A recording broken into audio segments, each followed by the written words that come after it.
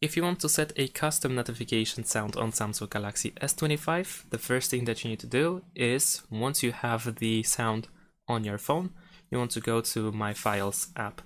In this app, we need to go, for example, to Audio Files, and here we need to press and hold our finger on the audio file that we wish to set as the custom notification sound. After that, choose Move in the bottom left corner, tap on Internal Storage, and choose Notifications folder, and press Move here in the bottom right corner. Now we can go to the settings.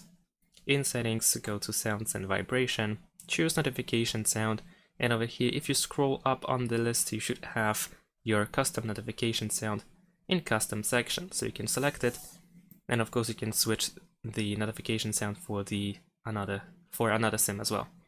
And that is it. Once you select it, simply go back. Thanks for watching, leave a like and subscribe to my channel, and see you in my next videos. Bye!